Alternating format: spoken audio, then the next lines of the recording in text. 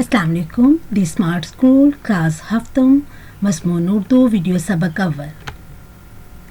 हमारे आज के सबक का मौजू है खत नवीसी क्लास हफ्तम। दुरानिया इस सबक का 35 मिनट। दरकार वसाइल कापी और पेंसिल।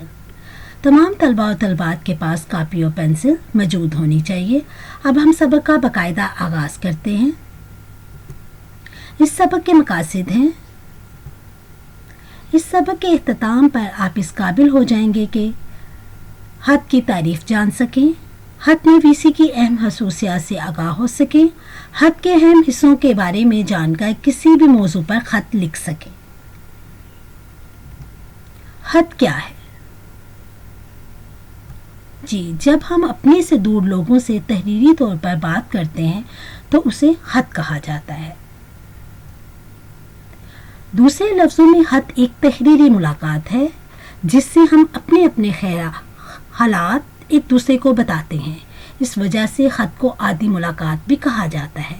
अगरचे हम एक दूसरे को देख नहीं पाते मगर अपने और दूसरे के हालात से आगाह हो जाते हैं।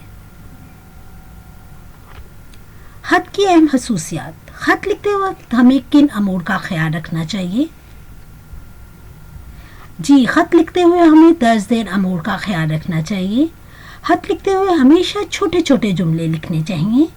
मज़मून साफ और सादा होना चाहिए ताकि पढ़ने वाले को इसके समझने में दिक्कत ना हो। खत के अल्फाज शुस्ता और मौजू होने चाहिए। खत की इबारत दिलचस्प और मुख्तसर होनी चाहिए ताकि आप अपना और दूसरे का वक्त ज़ाया ना करें। खत लिखते हुए हमें खत के मुख्तलिफ हिस्सों का ख्याल रखना होता है। मसलन खत के दाएं तरफ हमें उस जगह का मकाम लिखना होता है जहां से खत लिखा जा रहा हो, और इसके बाद हम तारीख लिखते हैं जिस रोज़ खत लिखा जाए। तीसरी लाइन के दरमियान में हम इसका नाम या लक़ब लिखेंगे जिसे खत लिखा जा रहा है। आगाज़ करते हुए हम अस्सलामुअलैकुम, सलाम, मसनून, तस्लीमात या आदाब लिखेंगे जो कि मकतूबे अलैह के रुतबे के मुताबिक होने चाहिए। नफ्से मज़मून। खत का मज़मून मुख्तसर और आसान अल्फाज में लिखना चाहिए क्योंकि ये खत का मरकज़ी हिस्सा होता है। खत के आखिर में दुआ सलाम लिखने के बाद नीचे बाएं तरफ अपना नाम और पता तहरीर करना चाहिए। आपको नमूने का खत दिखाया जा रहा है। इस खत में आप देखें कि दाएं तरफ हमने मकाम लिखा है जिस जगह से खत लिखा जा रहा है, यानी वासा कॉलोनी लाहौर। इसके नीचे तारीख लिखी गई है जिस दिन खत लिखा गया।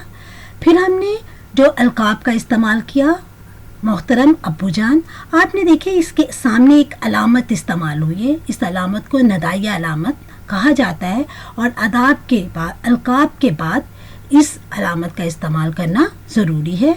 इसके बाद आपने अदाब अस्सलामुअलैकुम लिखना है, फिर नफ्से मज़मून लिखना है। इख्तिताम अपने वस्सलाम से किया। मकतूबे अलैह से ताल्लुक़ और रिश्ता यानी आपका बेटा, फिर आपने अपना नाम लिखना है। तहरीरी काम। अब आप वालदा के नाम खत लिखिए जिसमें इन्हें अपनी हैरियत की इत्तला दीजिए। इस काम के लिए आपके पास 15 मिनट है। अब आप सब जो है बच्चे खत लिखना शुरू करें। खत लिखते हुए आपने खत की अहम खसूसियात और खत के हिस्सों को मद्देनज़र रखना है। यकीनन आप सबने खत लिख लिया होगा। अब आप अपने खत की जांच दर्ज निकात की रोशनी में कीजिए। क्या आपने मकाम और तारीख का मुनासिब इस्तेमाल किया? अलकाब और अदाब इस्तेमाल किए? नफ्से मज़मून जो कि ख़त का मरकज़ी हिस्सा है, क्या आपकी ज़ुबान सादा और आम फहम है? आपने मुख्तसर अंदाज में अपना मुद्दा बयान किया है? आपने क्या छोटे छोटे जुमले इस्तेमाल किए हैं और मुख्तसरन अपने मुद्दा का बयान किया है? आखिर में आपने खत के लक़ब के मुताबिक कोई कलमा या जुमला यानी आपका प्यारा बेटा या बेटी का इस्तेमाल करते हुए अपना नाम लिखा है। آتا. جی خط کی تعریف. آج ہم نے خط کی تعریف جانی، خط نویسی کی اہم خصوصیات کے بارے میں آگاہی حاصل کی، خط کے حصے جانے اور دیے گئے موضوع پر خط لکھا. گھر کا کام. اب آپ اپنی چھوٹی بہن کے نام خط لکھ کے اسے امتحان میں نمایاں کامیابی پر مبارکباد دیجیے.